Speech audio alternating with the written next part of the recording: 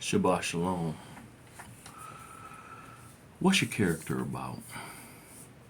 In a dream last night, I had went to a grocery store and I had something underneath the bottom of a basket, and I guess it didn't get rung up. So got outside the store, noticed it, and the first notion was to go back in and of course pay for what was taken. It was not purposely taken, and the facility had done nothing wrong to me. They owed me nothing. So I went back in and returned it, or I actually went and repaid for it, or paid for what had been taken out. Not to toot my horn or whatever, but I always want to operate with the character of Yah. I look at Bible situations, and Yosef. Yosef was in the house of, was it Potiphar? Or, yeah, I think it was Potiphar.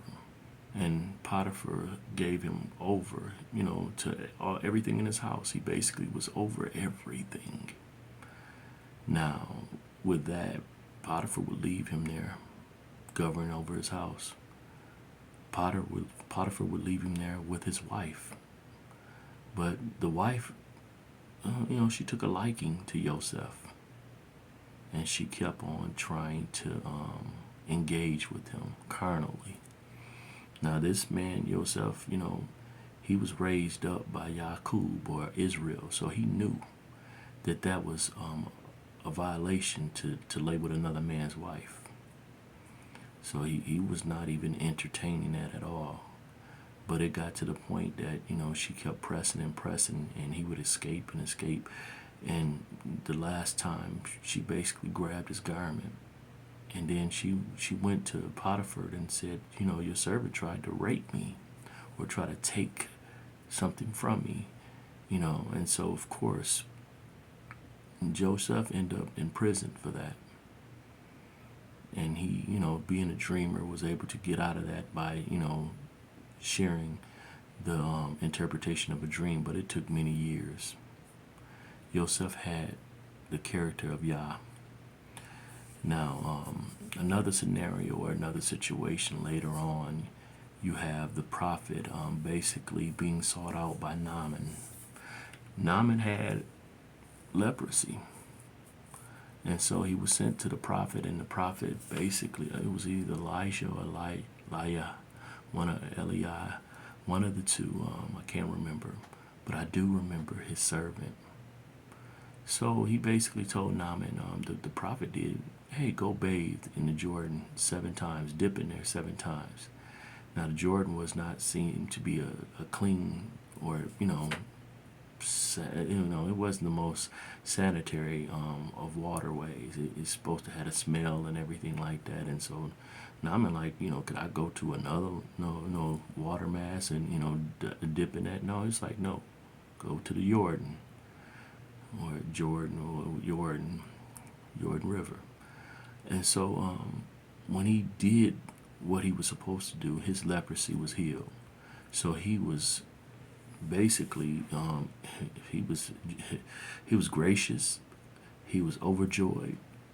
So he wanted to give the prophet clothing, as well as I do believe gold and silver and things of that nature. The prophet, no, I seek no pay for this, and he sent him on his way. Now, the thing about it, the servant of the prophet, Gehazi, decided, okay, I'm going to send some of my guys that way, some people that's under me. See, Gehazi was under the prophet, but he had people under him, and he sent them at Naaman, and basically saying, hey, my master wants those things. So Gehazi took on those things, and the prophet knew. He was like, what did you do? And he challenged him on it. Gehazi didn't operate with the character of Yah. He seeked to gain from that situation when the prophet was not seeking to gain from it. the prophet was baruching or showing favor towards Naaman from Yah.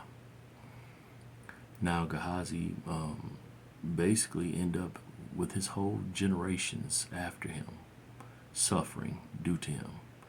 The leprosy that was on Naaman was now turned onto Gehazi, and it was said that his generations would have that same plague or issue. They would have pale skin. Me myself, I kept researching that thing, and I found out that people called the Cagots, or Cagots, are the descendants of Gehazi. They were people who were in the European area, and they look what we would call modernly like Caucasians or palm skin people. But again, all that happened to him and his descendants due to not operating in the character of Yah. I want to operate in the character of Yah, so it's a lot of times that I find myself trying to obey the law, and people's like, but why?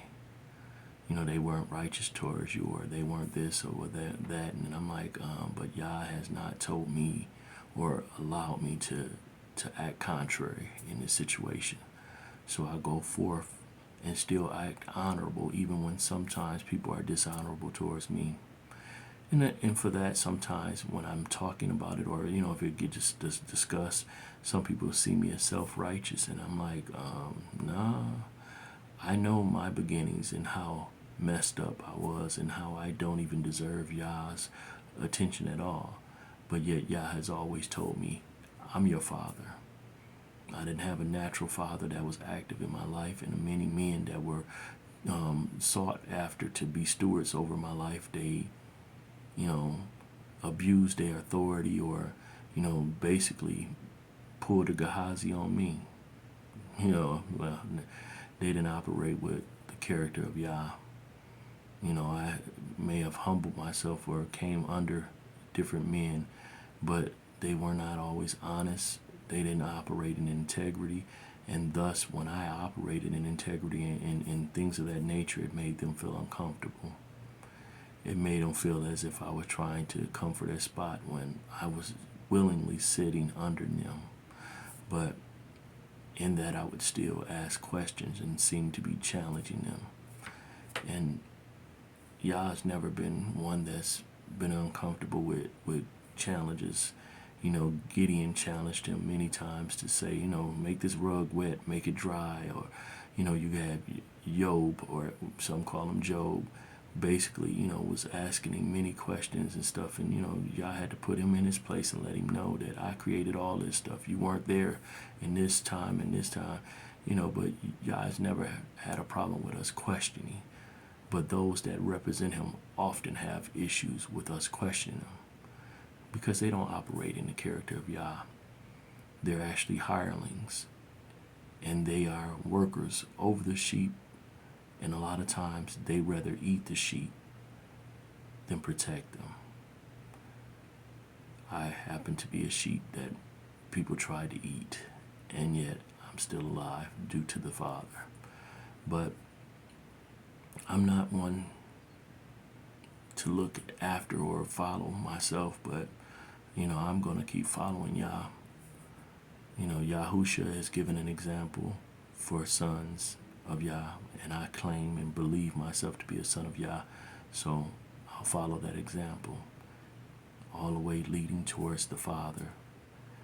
I follow the direction to get to the destination. Hallelujah.